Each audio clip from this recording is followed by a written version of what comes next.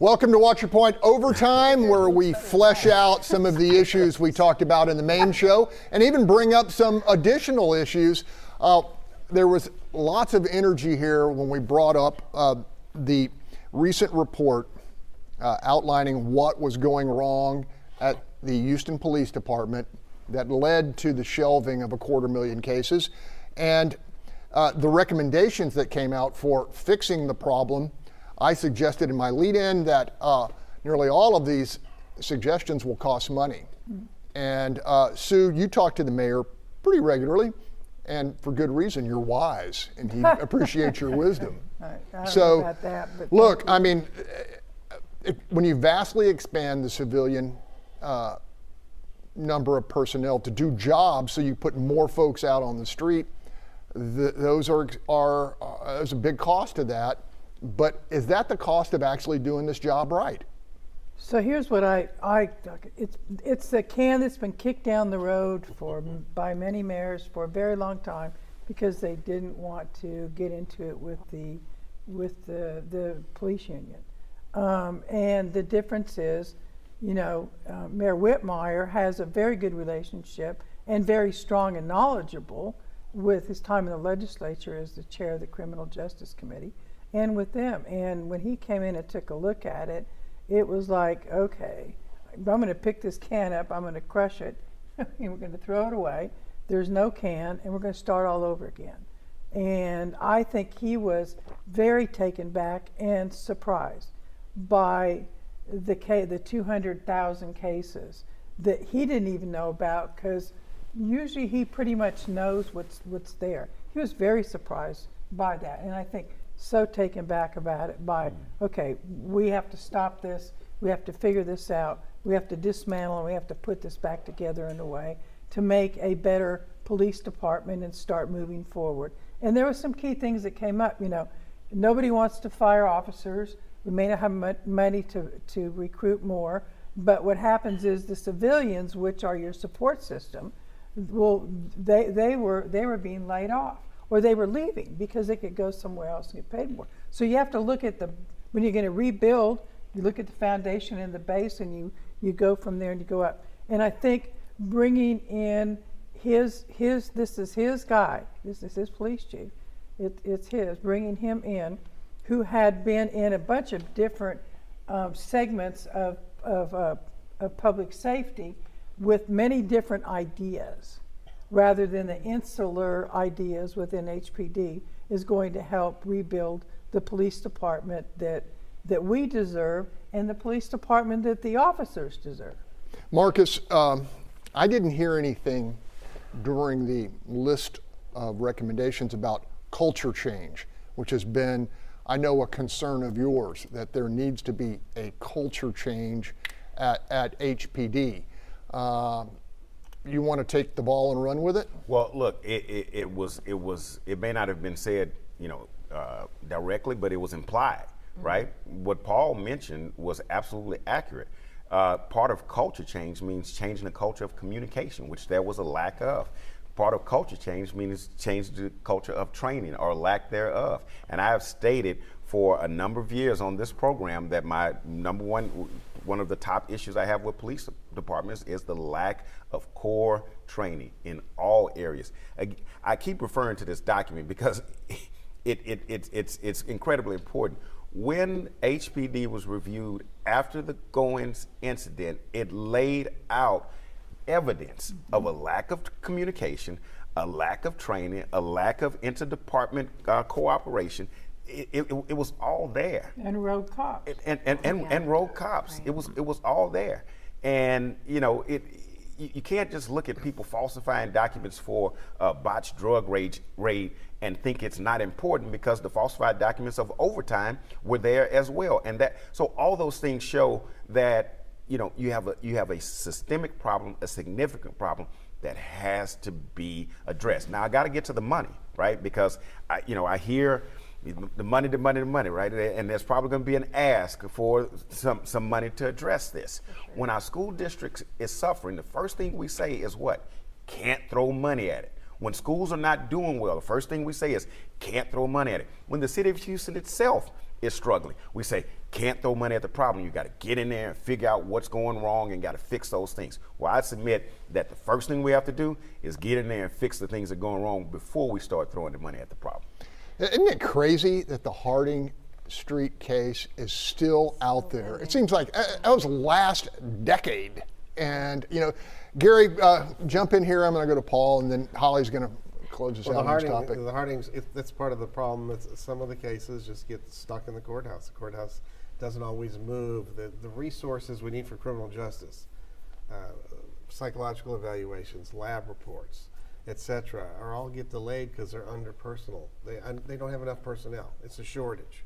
And so, and it's very frustrating. And then, of course, we're sending prisoners everywhere, so your clients necessarily are not available to talk to because they're like the ones in Mississippi, Louisiana, or post-Texas, and we're spending, you know, tens, maybe close to $100 million a year on this because Lena Hidalgo said no new jails on her watch, so they're not in Harris County. Fascinating.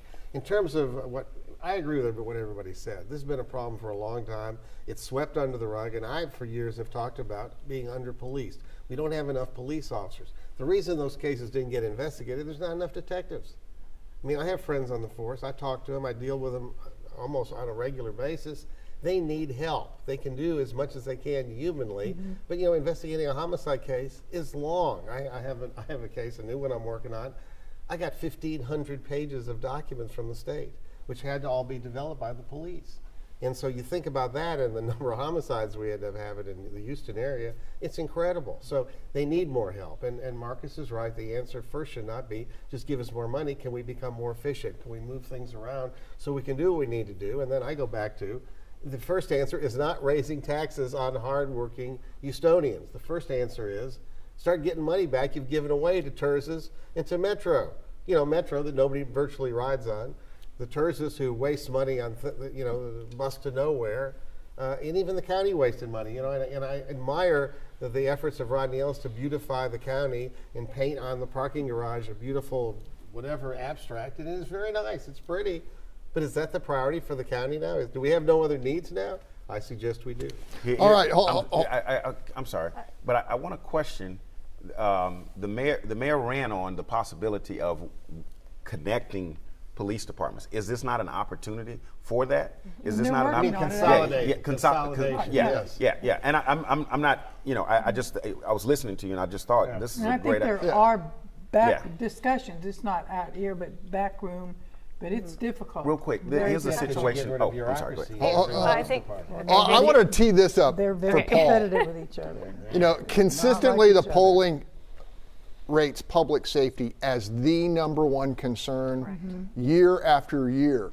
Is this time for the residents? The folks said, like, if we got to, you know, if you got to get more money from us, we want it spent on this to fix the problem permanently and to have demonstrably better law enforcement and public safety. Is this the moment? Absolutely. So right now, one of the things we're facing is I think people just don't know how bad the problem is.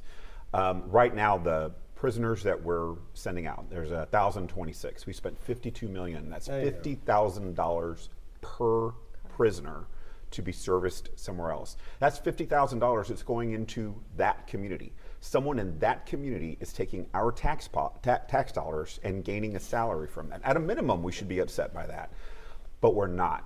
Right? What should have happened? I had an opportunity this week because of a committee I'm on to tour 3 of our jails. It was shocking what I saw inside there. We are creating the problem that walks back onto our streets in the way that we house our criminals, the people who've committed crimes. I'm not going to say they're criminals, but they are.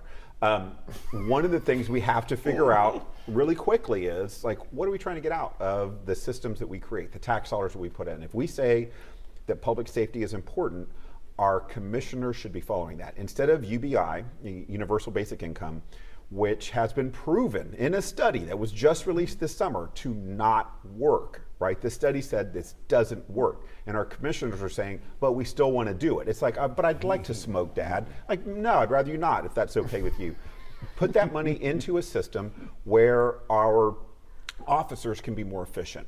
the inefficiency due to the things that our people have to type through and work through, and instead say, hey, instead of a study to find out the same things we've been studying over and over and over again, have a study that looks at what are the systems that need to be put into place so that interdepartmental communication is clean, clear, and consistent, and that our systems operate with each other. We have a joint processing center between the Harris County and the city of Houston. They use different computer systems. That's dumb.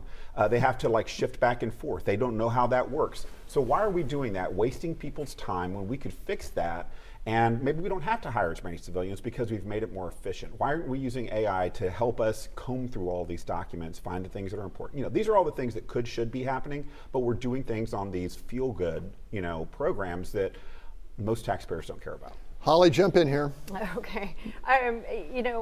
There's just so much to unpack here. And, I want to talk a little bit about some of the details that were in that report that the Houston, review of the Houston Police Department. So at one point we had 2,000 civilian employees in the Houston Police Department. Now we only have 900. And those are people who helped process the paperwork and so forth. So what the department has had to do is pull patrol officers off of the streets to do these paperwork kinds of jobs, which are necessary. They're very important.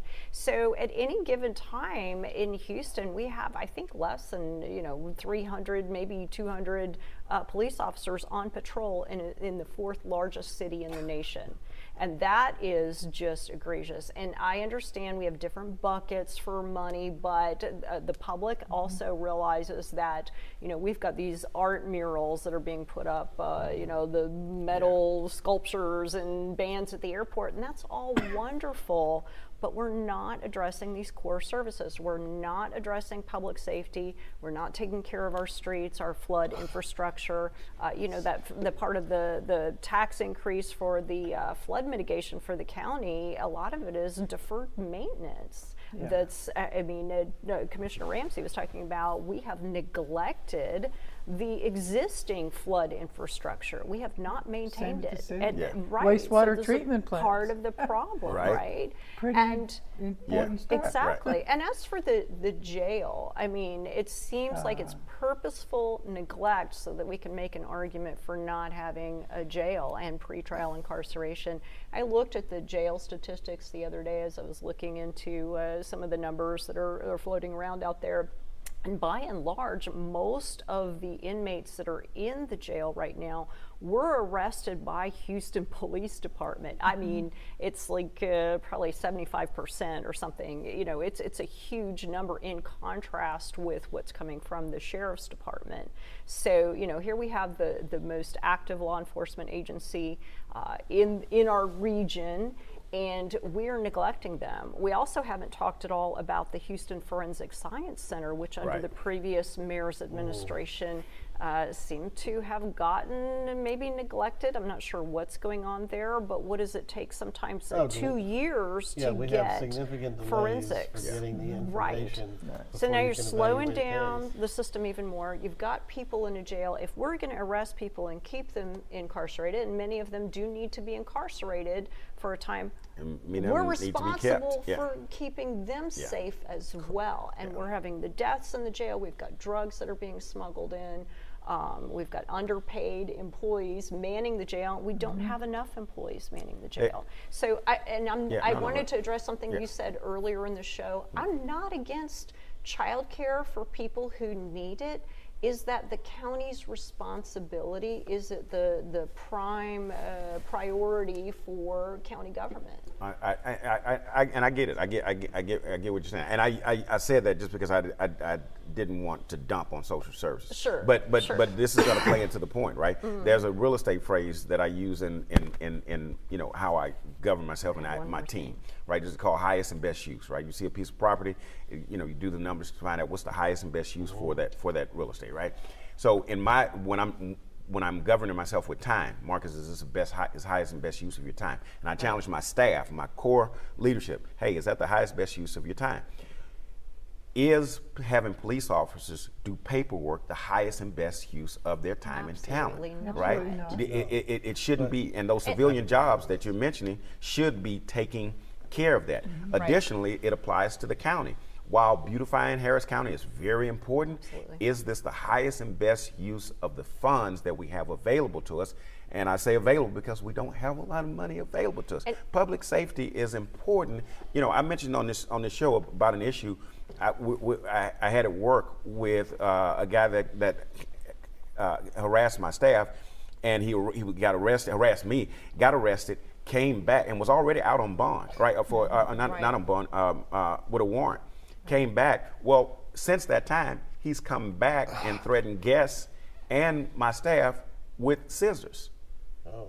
You know, One thing I forgot to, Yeah, go I ahead. really want to get this in here. When looking at that report, according to the report that was delivered to Houston City Council, of those suspended cases, the Major Assaults Family Violence Division had the most suspended cases at 110,852. We're talking about victims of crimes, and you know, God only knows what falls under that category. We know some of it, and some of it is horrific. So we are talking about people who were waiting for justice, were not even communicated what's going on with their case. I mean, let's not forget the victims and all of this. Gary, I want to hear from Gary, and then I want to hear from Sue, because you know Sue took a really strong interest in the Harding Street victims. So- there were 2 people murdered. Yeah. They were murdered, and we still don't have. Their families still don't have any justice. So, following up with what my colleagues have talked about, the problem that we have at HPD is they have been underfunded. The civilian jobs have been going down because the city council and the mayor have squeezed that part of their budget. And so what the leadership of the police department has done is tried to move things around to keep it going. That's how you ended up with all these extra cases. But I can tell you remember, look, the police union for 15 years has been saying they're under-policed, that we need more police officers. It didn't go anywhere. I mean, it went, and it wasn't just the last 8 years of Sylvester Turner. It went on before that too. They just, because they had other things that would seem to be more fun to spend money on, right? And that's what's going on with the county. Yeah, doing beautiful art, it's a lot of fun. It's neat. It's different as opposed to the drudgery of trying to deal with the jail, especially when your agenda is to close the jail, which I believe is really what's behind all of what's going on in the jail. Because if you look at over the years, Rodney Ellis, Lena Hidalgo have advocated no new jails for Harris County, and the jail has got certification problems with the state. Their real agenda was to put us in a situation where the certification gets jerked. It's gone, and the jail has to shut down. That would give Lena and Rodney their wish. We're going to release everybody and give them pretrial release, and they'll all be on the streets, probably going to Marcus's place to harass him and his customers. Yeah. Holly, correct me if I'm wrong, but didn't they advocate like a mass release during COVID? Oh, absolutely. Yeah. I wrote extensively about this during the COVID pandemic. It was only because the state got involved that they were trying to use a federal lawsuit as a vehicle for a mass release. Lena Hidalgo looked at possibly an order releasing many of the inmates in the Harris County Jail. And let's keep in mind, Harris County Jail, very few of the offenders kept there are misdemeanor offenders. There's some that are actually violent misdemeanors, but most of them are felony offenders, violent felony offenders, and you know, they are not people that you really want out on the streets. Granted that you know, they're not convicted yet in most cases, although some in there are convicted. We're talking about dangerous, violent people. Under the category progress, if not perfection, what kind of goals should John Whitmire set over the next year or two to show and to regain some of the trust and to show the police officers themselves that we're going to give you the tools and the backup to do the job that this community expects? Well, I think he's already started that leadership simply by digging in and not. I mean, it could have very easily just ignored this 260,000 because everybody else has, Right. you know, and he didn't. And he took it, he owned it, and he came in and took it apart. And why did it happen? And how did this happen? And how do we stop? So that's there. He said we're going to have new leadership, different leadership within the police department. And that's a big step forward too.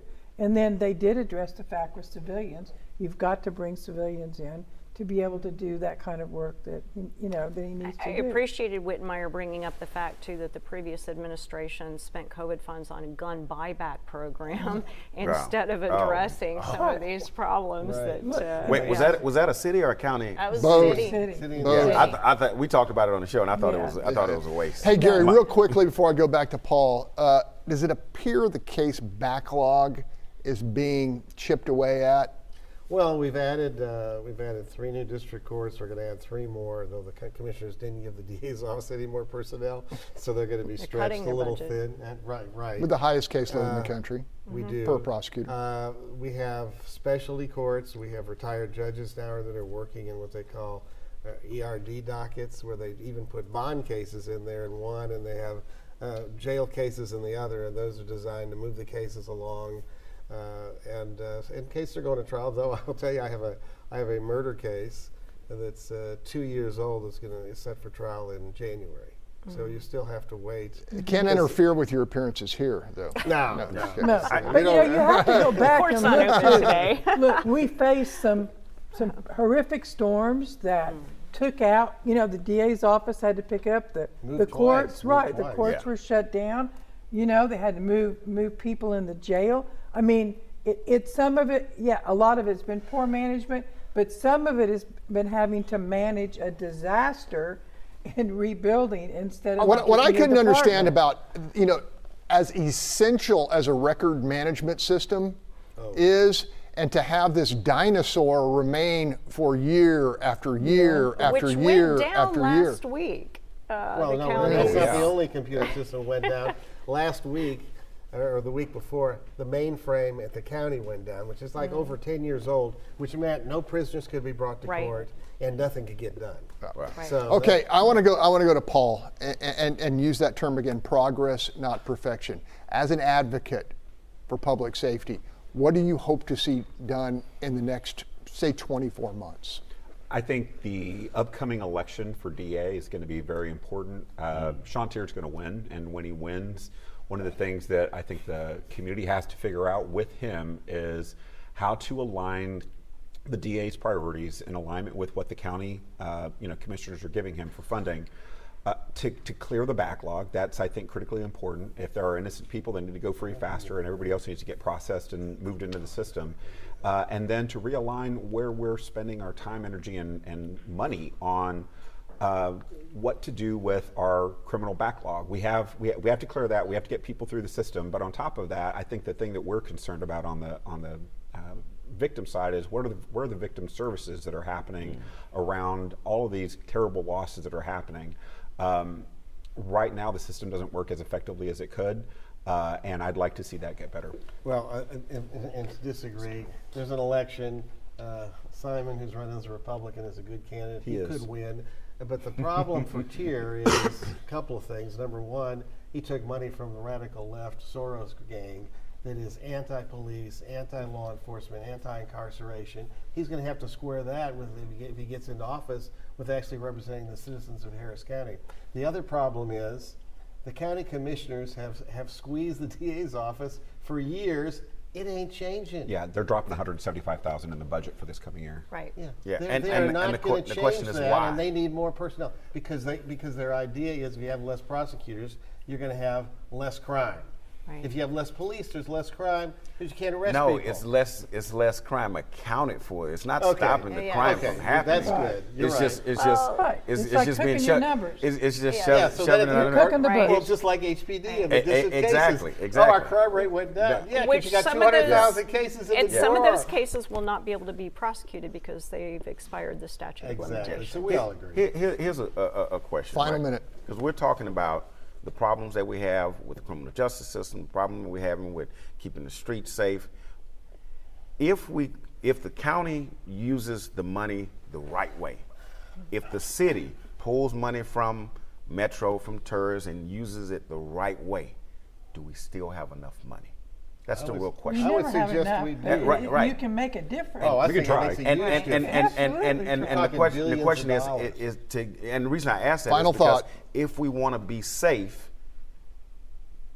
do we have to pay more? That's I don't know if that's Well, Land- and I would point to that salary grievance committee those citizens unanimously Yeah, voted. shout out to them. Got to leave it there. Hey, thanks for joining us on Overtime. Hope to see you back here next week. I think the panel delivered with some great discussion, and be